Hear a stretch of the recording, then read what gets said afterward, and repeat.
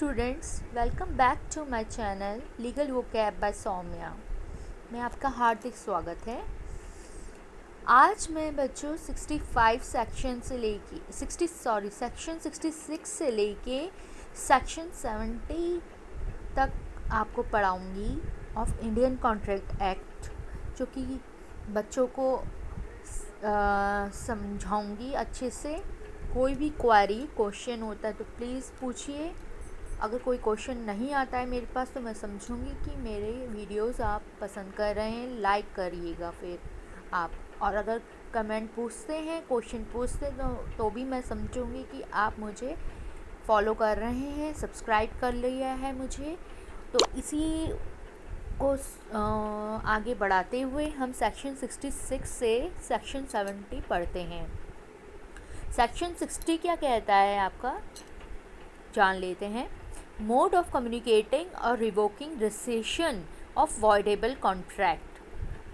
65 तक अगर क्लियर है तो बच्चों मुझे येस नो में जवाब दीजिएगा। जिन्होंने मेरी वीडियोस नहीं देखी हैं वो 65 तक वो बैक करके ये वीडियोस को देख सकता है। तो उसके लिए 66 क्या कह रहा है कि recession of a contract, voidable contract का रिसेशन बता रहा है कि उसको रिवोक कैसे, किस मोड से कर सकते हैं, कम्युनिकेट या revoke rescission of a voidable contract. जैसे the rescission of a voidable contract may be communicated और revoked in the same manner and subject to the same rules is applied to the communication or revocation of the proposal। voidable contract का simple फंडा ये है कि voidable contract का rescission और communicate उसी same way में होगा, उसी सेम मैनर में होगा, कम्युनिकेशन या रिवोकेशन, कैंसलेशन, जो कि कम्युनिकेशन और रिवोकेशन ऑफ द प्रपोजल में होता है। आई होप ये आपको क्लियर हो गया होगा। अब आप पूछेंगे रिसीजन क्या होता है। तो रिसीजन होता है, देखिए अगर आपको कोई भी चीज़ समझ में नहीं आती है रिसीजन, तो उसको आप, मैं तो हुई बताने के लिए, लेकिन अगर अकेले आप पढ़ रहे हैं, सेल्फ स्टडी कर रहे हैं, तो आपको ये भी पता होना चाहिए कि तुरंत आप लीगल डिक्शनरी में जाएं या गूगल पे सर्च करें। जैसे मैं अभी करने जाऊंगी रिसीजन का मीनिंग, आप देख सकते हैं। रिसीजन का मीनिंग हम गूगल पे सर्च करते हैं।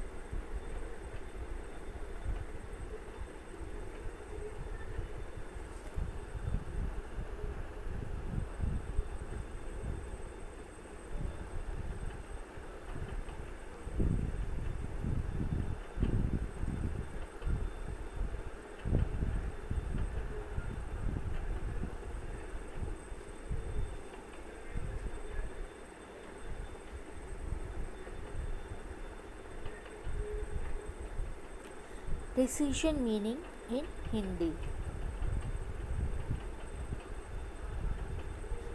मंदी।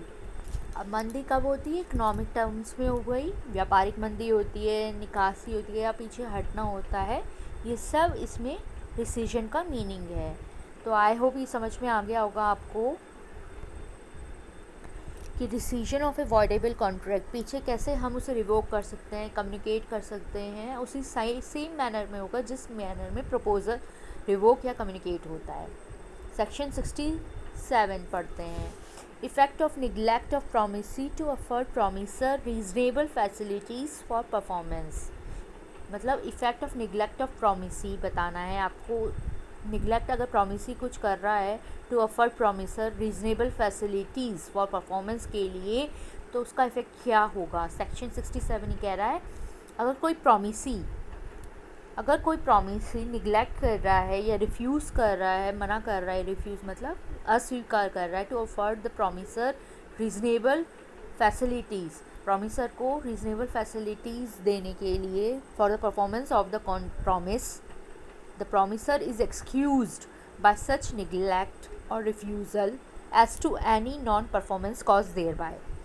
प्रोमिसर माफ़ी मांगा क्योंकि ये इसमें गलती इसकी प्रोमिसी की, तो प्रोमिसर को एक्सक्यूज़ कर दिया जाएगा बाय सच निगलेक्ट और रिफ्यूज़ल से as to any non performance cause thereby, कि वो कुछ कर नहीं पा रहा है, उसकी वजह से परफॉर्म नहीं कर पा रहा है प्रोमिसर, तो इसलिए इलस्ट्रेशन देख लेते हैं इसका। A contracts with B to repair B's house. A contract करता है बी के साथ बी के हाउस को रिपेयर करने के लिए। तो बी निगलेक्ट करता है या रिफ्यूज़, तो बी प्रॉमिस ही हो गया, ए कॉन्ट्रैक्ट प्रॉमिसर हो गया।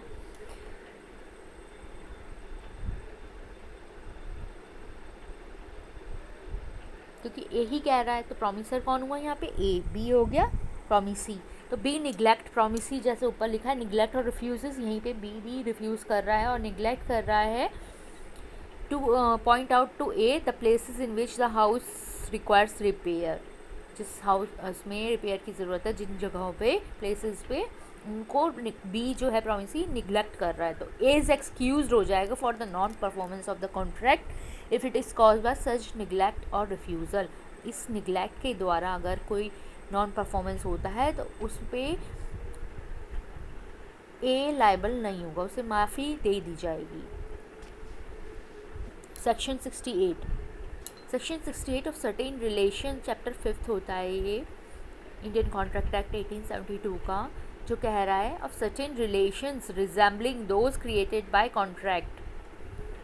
मतलब सर्टेन रिलेशंस बताने हैं जो कि रिजेंबल कर रहे हैं दोज क्रिएटेड बाय कॉन्ट्रैक्ट। जैसे सेक्शन 68 में claim for necessaries supplied to person incapable of contracting और ऑन हिज अकाउंट, उसका क्लेम करना जो कि सप्लाई हुआ है to person incapable of contracting के से। सेक्शन 68 कह रहा है अगर पर्सन इनकैपेबल है एंटरिंग इनटू ए कॉन्ट्रैक्ट के लिए, तो any one whom he is legally bound to support, किसी को भी जिसको वो लीगली देना चाहे, supplied by another person with necessaries supplied by another person, मतलब अनदर पर्सन के द्वारा सप्लाई की गई हैं चीज़ें, ये contract with necessaries suited to the condition in life, the person who has furnished such supplies is entitled to be reimbursed from the property of such incapable person. उस जो कि इनकैपेबल है person entering into a contract, तो उसकी property से reimbursement मिल जाएगा किसको, जो कि अनदर पर्सन होगा जो necessary suited to his condition supply की है जिसने, who has furnished such supplies entitled to be reimbursed। जैसे illustrations, A supplies B, A जो है B को, A जो कि lunatic है, एक with necessaries A suitable to his condition in life, A is entitled to be reimbursed from B's property, A supplies the wife and, ठीक है, ये हो गया आपका। बी सेक्शन क्या कह, बी इलस्ट्रेशन क्या कह रहा है, supplies the wife and children of B are lunatic with necessary suitable to the condition in life, A is entitled to be reimbursed from B's property, because B जो है वो person है जो कि इनकैपेबल है एंटरिंग इनटू ए कॉन्ट्रैक्ट, तो A जो होगा वो एंटाइटल्ड होगा रीइम्बर्समेंट फ्रॉम बीज प्रॉपर्टी से। आई होप ये आपको क्लियर हो गया होगा। सेक्शन 69 पढ़ते हैं। Reimbursement of person paying money due by another. Reimbursement उस पर्सन का जो कि पे कर रहा है मनी, जो कि दूसरे के द्वारा ड्यू रह गया है, नहीं दिया गया है, रह गया है, in payment of which he is interested, उस पेमेंट के लिए जिसमें ये इंटरेस्टेड है। जैसे section 69, a person who is interested in the payment of money which another is bound by law to pay and who therefore pays it is entitled to be reimbursed by the other. Person जो कि interested है payment of money देने के लिए दूसरे को, तो वो बाउंड होगा लॉ के द्वारा कि उसे दूसरे से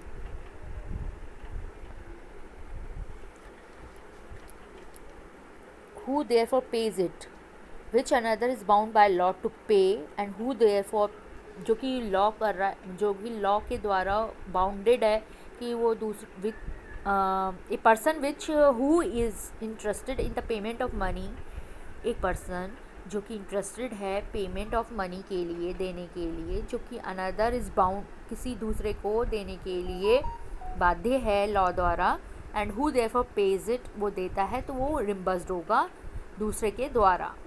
इलस्ट्रेशन भी आपको समझ में आएगा, इलस्ट्रेशन से मैं आपको समझाती हूँ। जैसे बी होल्ड करता है लैंड बंगाल में ऑन ए लीज पे, लीज किसने दी है? ए ने, ज़मींदार हैं जो कि रेवेन्यू पेबल बाय ए। तो जो ज़मींदार के द्वारा जो रेवेन्यू दिया जाएगा to the government being in arrears, arrears मतलब बकाया जो रहता है, his land is advertised for sale by the government. तो उसका जो लैंड होगा वो एडवर्टाइज्ड है बेचने के लिए गवर्नमेंट के द्वारा under the revenue law. The consequence of such sale will be the, sale का कंसिक्वेंस क्या होगा, क्या मतलब रिजल्ट आएगा? Be the annulment of B's lease.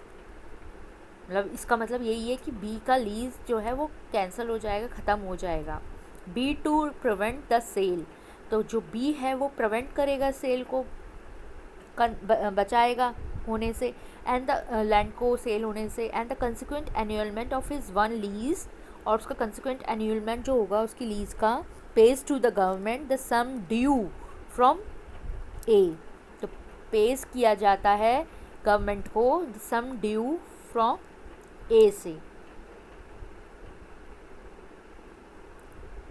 तो जो उसका जो लीज होगा उससे पे किया जाएगा गवर्नमेंट को, जो कि सम रह गया है ड्यू फ्रॉम ए को, ए से। किसके लिए? गवर्नमेंट के लिए एरियर्स रह गए हैं देने के को ए के द्वारा। तो A is bound to make good to B the amount so paid. तो ए जो होगा वो बाउंड करेगा पेमेंट के लिए बी को देने के लिए फिर से। तो ए जो है is bound to make good to B the amount so paid. तो ए को भी जब उसकी लीज से पैसा ले लिया गया है गवर्नमेंट के द्वारा, जो कि एरियर्स चुकाएगा गवर्नमेंट, ये ए ज़मींदार, बी तो लीज से चुकाया उसने, तो लीज की लैंड से तो बी होल्ड कर रखा है, तो बी को वो दोबारा देगा, क्या करेगा? रीइंबर्स करेगा A to the amounts of paid. Section 7, I hope ये आपको क्लियर हो गया होगा। कोई भी डाउट हो तो प्लीज़ कमेंट बॉक्स में पूछ लिया कीजिए। मैं देखती हूँ कि कोई भी बच्चा नहीं पूछ रहा है कोई भी क्वेश्चंस, शायद आपको समझ में नहीं आ रहा है या आ रहा है ये मैं नहीं जानती। मैं जानूँगी कैसे? जब आप मुझे रिप्लाई करेंगे। इससे 2 फ़ायदे होंगे, मुझे मोटिवेशन मिलेगा प्लस आपको सीखने को भी मिलेगा कुछ। और अगर समझ में नहीं आ रहा तो आप पूछ भी सकते हैं मुझसे कमेंट बॉक्स में। सेक्शन 70 क्या कह रहा है?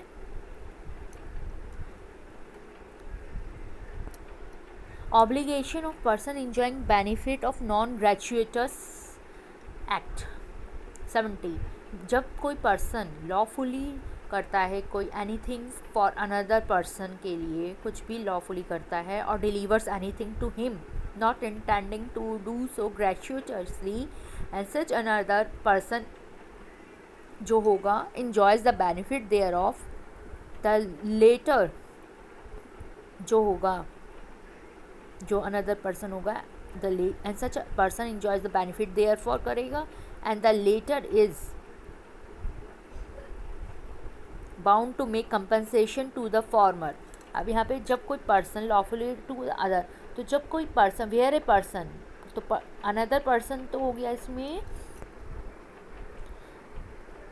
The latter is bound to where a person lawfully does anything, जब कोई पर्सन लॉफुली कुछ भी देता है, करता है फॉर अनदर पर्सन के लिए, और डिलीवर करता है उसको कुछ भी अनदर पर्सन को, not intending to do so gratuitously, as such another person enjoys the benefit कर लेता है, इंजॉय बेनिफिट कर लेता है, इंजॉय द लेटर जो ये हिम जो आ रहा है, हिम किसके लिए आ रहा है? अनदर पर्सन के लिए। Bound to make compensation to the former, person को कंपनसेट करेगा इन रिस्पेक्ट और restore the thing so done और डिलीवर्ड। तो फॉर्मर क्या हो गया इसमें? अनदर पर्सन, सॉरी, द जो लेटर है is bound to make compensation. मुझे पता है कि लेटर फॉर्मर में आपको भी कंफ्यूजन होता होगा कि किस जगह लेटर आ रहा है, किस जगह फॉर्मर आ रहा है। अगर आता है तो ये देखिए, लेटर का मतलब होता है जो बाद में उल्लेख किया गया है, फॉर्मर का मतलब जो पहले उल्लेख किया गया है, उल्लेख का मतलब जो पहले मेंशन्ड है, और लेटर जो बाद में मेंशन है।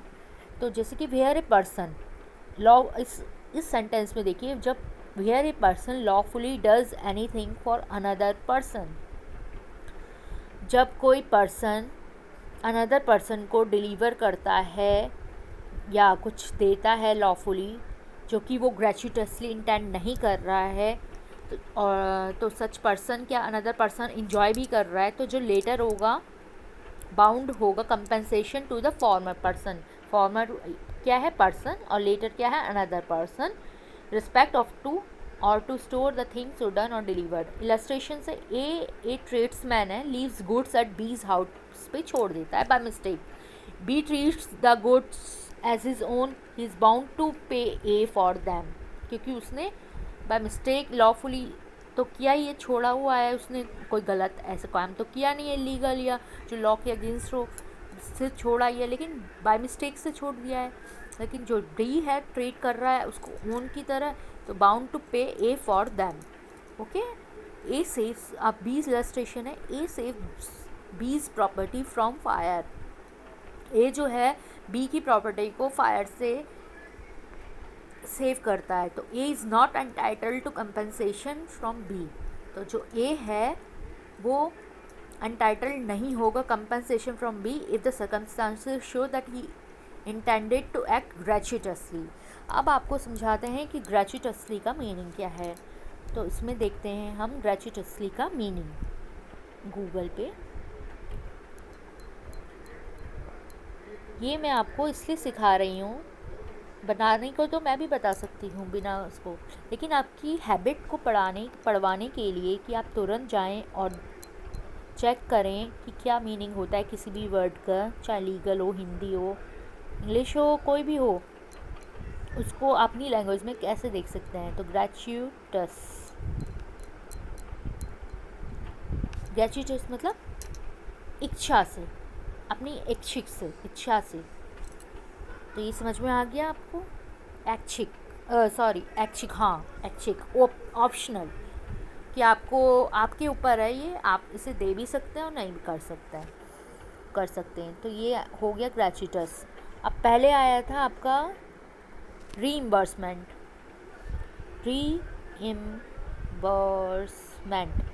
मीनिंग अदायगी।